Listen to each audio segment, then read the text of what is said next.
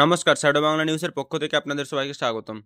আজকের সবচেয়ে আলোচিত খবর দক্ষিণ চব্বিশ পরগনার বারুইপুর থেকে।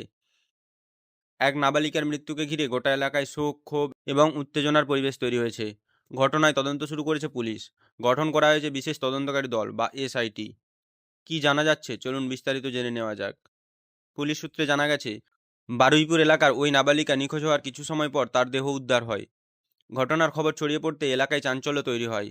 পরিবারের সদস্যরা ঘটনার পূর্ণাঙ্গ তদন্ত এবং দোষীদের কঠোর শাস্তির দাবি জানিয়েছেন। ঘটনার গুরুত্ব বিবেচনা করে তদন্তে নেমেছে পুলিশ। ইতিমধ্যে একজন সন্দেহভাজনকে গ্রেপ্তার করা হয়েছে।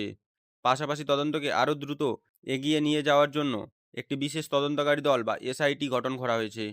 তদন্তকারীরা ঘটনাস্থল থেকে বিভিন্ন আলামত সংগ্রহ করেছেন। এলাকার সিসিটিভি ফুটেজ, প্রত্যক্ষদর্শীদের বয়ান এবং ফরেনসিক রিপোর্ট খতিয়ে দেখা হচ্ছে।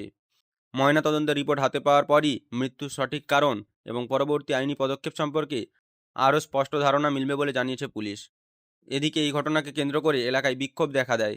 স্থানীয় বাসিন্দারা দ্রুত বিচার এবং দোষীদের দৃষ্টান্তমূলক শাস্তির দাবি জানিয়েছে। পরিস্থিতি নিয়ন্ত্রণে রাখতে অতিরিক্ত পুলিশ বাহিনী মোতায়েন করা হয়। এই ঘটনাকে ঘিরে রাজনৈতিক মহলেও প্রতিক্রিয়া শুরু হয়েছে।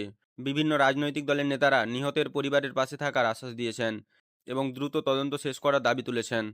তবে পুলিশ স্পষ্ট জানিয়েছে, তদন্ত এখনও চলছে। তাই কোনো গুজব বা যাচাই বাছাই না করা তথ্য বিশ্বাস না করার জন্য সাধারণ মানুষের কাছে আবেদন জানানো হয়েছে। তদন্তে যে তথ্য প্রমাণিত হবে তার ভিত্তিতে আইনি ব্যবস্থা নেওয়া হবে। এই ঘটনায় নিহত নাবালিকার পরিবারের প্রতি শ্যাডো বাংলা নিউজের পক্ষ থেকে গভীর সমবেদনা জানাই। আমরা আশা করি তদন্ত দ্রুত শেষ হবে এবং সত্য সামনে আসবে। নতুন কোনো সরকারি আপডেট প্রকাশিত হলে সবার আগে আপনাদের কাছে পৌঁছে দেব। ভিডিওটি যদি তথ্যবহুল মনে হয় তাহলে অবশ্যই একটি লাইক করুন, বন্ধুদের সঙ্গে শেয়ার করুন এবং শ্যাডো বাংলা নিউজ চ্যানেলটি সাবস্ক্রাইব করে পাশে থাকা বেল আইকনটি অন করে রাখুন।